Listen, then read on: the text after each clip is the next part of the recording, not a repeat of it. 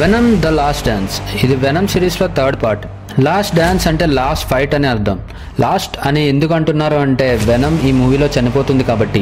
ఎక్కడో భూమికి దూరంగా చుట్టూ భయంకరమైన జీవుల్ని వేసుకుని ఒకడు కూర్చొని ఉంటాడు. వాడే నల్.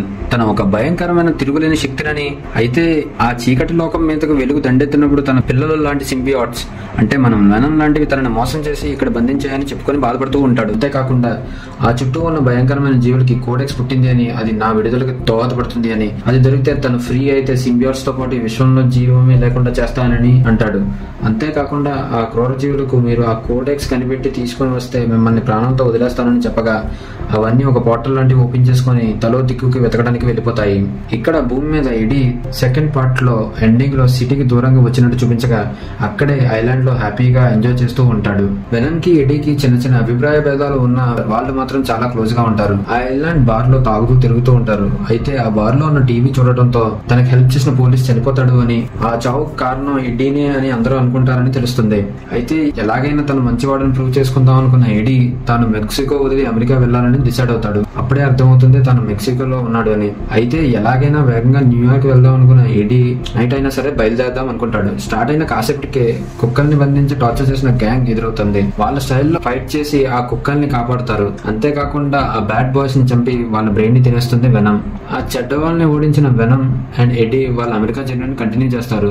ఎడీని వెతుకుతున్నది అమెరికా పోలీసులు మాత్రమే కాదు, ఇంకో టీం. అదేంటంటే ఏరియా 51 అని చెప్పబడే ఏలియన్స్ మీద పరిశోధన చేసే వాళ్ళు. ఇంకేముంది, ఎడీ మీదకు ఒక మిలిటరీ జనరల్ అయిన జనరల్ స్టిక్లాండ్ ని వదులుతారు. మనోడు ఇలాంటి వాటిల్లో తోపు అనమాట. ఈ జనరల్ అండ్ వాళ్ళ టీం ఎడీ వెంట పడతారు. ఇప్పుడు మనకి అమెరికా పోలీసులు ఏరియా 51 జనరల్ కాకుండా స్టార్టింగ్ లో నల్ గాడి కోసం కోడెక్స్ కనిపెట్టడానికి వచ్చిన ఆ జంతువు కూడా భూమి మీదకి వచ్చి ఎడీ కోసం వెతుకుతుంది. అంతేకాకుండా ఆ వెతుక్కుంటూ ఎడీ ఉన్న మెక్సికో దాకా వచ్చేస్తాయి. కానీ వాటికి వెనమ్ గానీ ఎడీ గానీ విడివిడిగా ఉండడం వల్ల కనబడదు. కానీ వాళ్ళిద్దరూ కలిసి వెనమ్ లా మారినప్పుడు ఒక ట్రాకర్ డివైస్ లాగా కనబడుతుంది. కాబట్టి అవి దగ్గరికి వచ్చిన ఎడీ అండ్ వెనమ్ విడిపోగానే ఆ డ్రాగర్ పోవడంతో అక్కడక్కడే తిరుగుతూ ఉంటుంది. ఇది తెలియని ఎడీ న్యూయార్క్ వెళ్లి మంచివాడుగా ప్రూవ్ చేసుకోవాలని అమెరికాకి బయలుదేరతాడు. జనరల్ స్టిక్లాండ్ కూడా అప్పుడే పని మొదలు పెడతాడు. అంతేకాకుండా ఎడీ లాస్ట్ కనబడిన బార్ దగ్గరికి వెళ్లి వెనమ్ ది ఒక చిన్న శాంపుల్ కలెక్ట్ చేస్తాడు. దీన్ని బట్టి ఏమవుతుందంటే మనోడు అప్పుడే ఎడీ దగ్గర దాకా వచ్చేసాడు అని. ఫస్ట్ పార్ట్ లో డ్రేక్ స్టార్ట్ చేసిన ల్యాబ్ ని కూడా ఏరియా 51 వాళ్ళు అండర్ లో తీసుకుని సింబియోసిస్ ఎక్స్పెరిమెంట్ ని కంటిన్యూ చేస్తారు. అక్కడే ఒక మర్చిపోలేని పాస్ట్ ఉన్న సీనియర్ డాక్టర్ అయిన పెయిన్ ఉంటుంది. అంతేకాకుండా అక్కడ ఆ ల్యాబ్ లో వెనమ్ లాంటి సింబియాట్స్ చాలానే ఉంటాయి కూడా. అక్కడే ఉన్న మిగతా డాక్టర్స్ కమ్ సైంటిస్టులు సింబియాట్స్ మీద అభిమానం పెంచుకుంటారు. అయితే ఆ సింబియోసిస్ ఎక్స్పెరిమెంట్ ఒకరితో సక్సెస్ అవుతుంది. దాంతో మాట్లాడడానికి ట్రై చేస్తున్న డాక్టర్ పెయిన్ కి ఆ సింబియాట్ నల్ గురించి చెప్తూ వాడు వస్తున్నాడని, వచ్చి మా అందరినీ చంపేస్తాడు అని, అందుకే అన్ని సింబియాట్స్ పారిపోతూ ఒక్కొక్క గ్రహానికి మారుతూ వెళ్తున్నారని భయపడుతూ చెప్తాడు. ఒక పక్క ఫాస్ట్ గా వెళ్దాం అనుకున్న ఎడీ ఫ్లైట్ కి అతుక్కొని న్యూయార్క్ వెళ్దాం అనుకుంటాడు. అప్పుడే వాళ్ళు వెనమ్ గా మారడంతో కోడాక్స్ యాక్టివేట్ అయ్యి ఆ జీవి వెనమ్ మీద అటాక్ చేస్తుంది. అప్పుడే ఈ జీవిని చూసిన వెనమ్ కి వీళ్ళు ఎంత ప్రమాదంలో ఉన్నారో అర్థమవుతుంది. ఇదంతా ఒకటి. అయితే ఏలియన్స్ అంటే ఇంట్రెస్ట్ ఉన్న వాళ్ళు చిన్నప్పటి నుండి ఒక్కసారైనా ఏలియన్ చూడాలనుకున్న ఒక అతను పెద్ద పిల్లలు ఉన్నా కూడా ఆ ఇంట్రెస్ట్ పోకపోవడంతో వాళ్ళ ఫ్యామిలీతో ఏరియా 51 కి జర్నీ స్టార్ట్ చేస్తాడు. ఒక పక్క ఎడీ ఆ బీస్ట్ దగ్గర నుండి తప్పించుకొని ఎక్కడో పడతాడు. అయితే ఎడీ అసలు అది ఏంటని వెనమ్ ని అడగగా ఇది మనకు నచ్చుతుందని భయపడుతూ దిక్కులు చూస్తూ ఉంటుంది. అది చూసి కంగారు పడ్డ ఎడీ అది ఏంటి వెనమ్ అని అడగగా దాంతో వెనమ్ అది ఒక జెనోఫేజ్ అని, అది ఒక సింబియాట్ హంటర్ అని, ఒకటి కనిపెట్టింది అంటే మిగతావి కూడా ఇక్కడికి రావడానికి పెద్ద టైం పట్టదు అని చెప్తాడు. మిగతావా అంటే ఏంటి అని ఎడీ అడగగా వాటిని తయారు చేసిన వాడే మమ్మల్ని తయారు చేశాడు అని, కాకపోతే సింబియాట్స్ అన్ని నల్ కి ఎదురు తిరిగి తనని క్లింటార్ లో బంధించారని చెప్తాడు. ఎడీ అప్పుడు అది మీ ప్లానెట్ లోనా అని అడుగుతుంది. క్లింటార్ అనేది గ్రహం కాదు అని, అది నల్ ని శాశ్వతంగా బంధించడానికి తయారు చేసిన ప్రిజన్ అని చెప్తాడు. అంతేకాకుండా నల్ పేరు గట్టిగా చెప్పడానికి కూడా భయపడుతూ ఉంటాడు వెనమ్. సరే గాని ఇది మన వెంట ఎందుకు పడుతుంది అని అడుగుతాడు ఎడీ. కోడెక్స్ కోసం అని వెనమ్ చెప్తుంది. కోడెక్స్ అంటే అదేంటి అని అడుగుతాడు ఎడీ. నువ్వు చనిపోతే నేను బ్రతికేలా చేస్తా నేను అంటాడు వెనమ్. అప్పుడు మనం ఇద్దరం ప్రాణం ఒకటై కోడెక్స్ పుడుతుంది అని, దానిని తీసుకొని నల్ దగ్గరికి వెళ్తే వాడు ఆ ప్రిజన్ నుంచి బయటకు వస్తాడని చెప్తుంది. సర్లే మనం చావలేదు కదా అని అంటాడు ఎడీ. ఫస్ట్ పార్ట్ లో డ్రేక్ ఎడీని హార్ట్ లోంచి పొడవడంతో ఎడీ చనిపోతాడు. అప్పుడు వెనమ్ బ్రతికించడం వల్ల మనలో ఒక కోడెక్స్ తయారైంది అని చెప్తుంది వెనమ్. ఇప్పుడు తప్పించుకోవడం ఎలా అని అడుగుతాడు ఎడీ. మనం ఫుల్గా సింబియోట్ కింద మారకుండా ఉంటే ట్రాకర్ యాక్టివేట్ అవ్వదు అని మనం పీస్ఫుల్ గా ఉండొచ్చు అని చెప్తాడు వెనమ్. ఎండలో ఇబ్బంది పడుతున్న ఎడీకి వెనమ్ ఒక హార్స్ కి అటాచ్ అయ్యి ఫాస్ట్ గా తీసుకుని వెళ్దాం అనుకుంటుంది. కొంచెం దూరం వెళ్ళగా వాళ్ళ ఆచూకీ కనిపెట్టిన జనరల్ స్టిక్లాండ్ వాళ్ళ మనుషులతో వచ్చి అటాక్ చేస్తాడు. వెనమ్ కోసం అన్నీ తెలిసిన general team sound wave weapons తో అటాక్ చేస్తుంది. అయితే తప్పనిసరి పరిస్థితుల్లో వెనమ్ ఫుల్ ఫామ్ లోకి రాగా ఆ బీస్ట్ వెనమ్ దగ్గరికి వచ్చేస్తుంది. ఒక పక్క ఆ బీస్ట్, ఇంకో పక్క జనరల్ టీమ్ తో ఎడీకి వెనమ్ కి ర్యాంప్ అయిపోతుంది. అయితే వెనమ్ ని పట్టుకోవడానికి ట్రై చేస్తున్న జనరల్ టీమ్ కి బీస్ట్ అడ్డు రావడంతో ఆ బీస్ట్ ని జనరల్ టీమ్ ఫైట్ చేయడంతో ఆ బీస్ట్ జనరల్ టీమ్ లో ఉన్న 3 వ్యక్తులని చంపేస్తుంది. అప్పుడే ఆ బీస్ట్ గురించి జనరల్ టీమ్ కి తెలుస్తుంది. Beast and general team fight చేసే టైంలో ఎడీ అండ్ వెనమ్ అక్కడ నుండి ఎస్కేప్ అయిపోతారు. ఆ బీస్ట్ ఏంటి అని తెలుసుకుందామని డాక్టర్ పైన ఆ ల్యాబ్ లో సింబియోట్ ని అడగగా ఇక్కడ చాలా సింబియోట్లు ఉన్నట్టు తెలుస్తుంది. కానీ నల్లకి కావాల్సిన సింబియోట్ వెనమ్ అని, అది వాడికి చిక్కితే ఈ ప్రపంచం నాశనం అయిపోతుందని చెప్తాడు.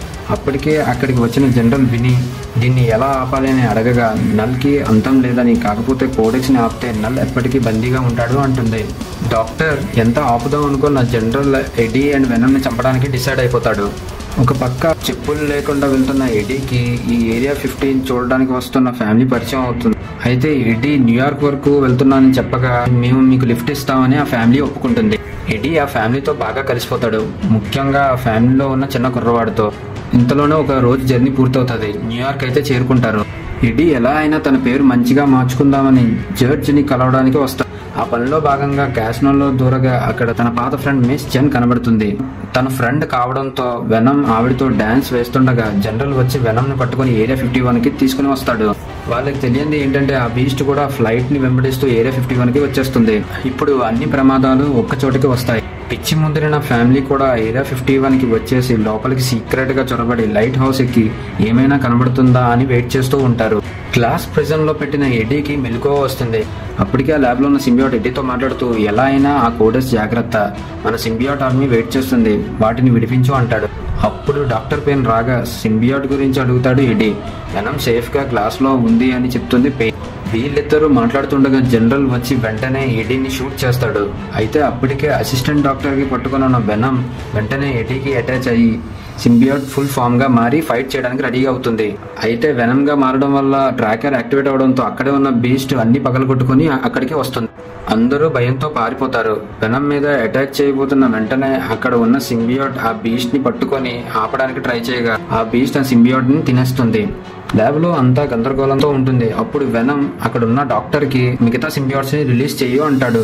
ఒక పక్క సోల్జర్స్ ఆ బీస్ట్ ని షూట్ చేయడానికి ట్రై చేయగా పెద్దగా ఎఫెక్ట్ ఏమీ చెయ్యవు ఆ బీస్ట్ ని. ఆ బీస్ట్ అందరినీ చంపే టైంకి బయటకు వచ్చిన సింబియోట్స్ అక్కడ ఉన్న సైంటిస్ట్ కి అటాచ్ అయ్యి పవర్ఫుల్ సింబియోట్స్ కింద మారుతాయి. అప్పుడు మొదలవుతుంది చూడండి, మొత్తం అన్ని ఒక టీమ్ గా మారి నరుకుతాయి, బంధిస్తాయి. అయినా ఆ బీస్ట్ ని ఆపలేకపోతాయి.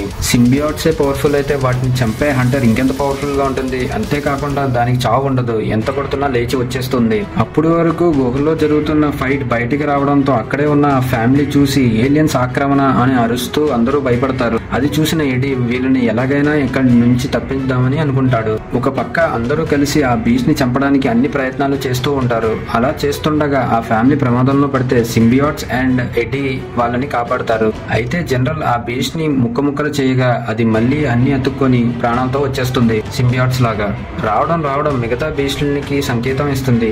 ఇంకా చూడండి, పోర్టల్స్ మీద పోర్టల్స్ ఓపెన్ అవుతాయి. ఇంకొన్ని బీస్ట్లు ఆ లొకేషన్ కి వచ్చేస్తాయి.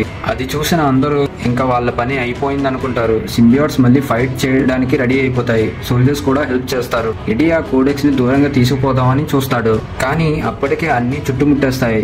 దాంతో ఎడీ వెనమ్ గా మారి వాటిని ట్రాప్ చేద్దామని చూస్తాడు. అనుకున్నట్టే బాంబ్స్ ఉన్న చోటున వాటిని ట్రాప్ చేయగా వాటిని పేల్చేస్తారు సోల్జర్స్, కానీ వాటికి ఏమీ అవ్వదు.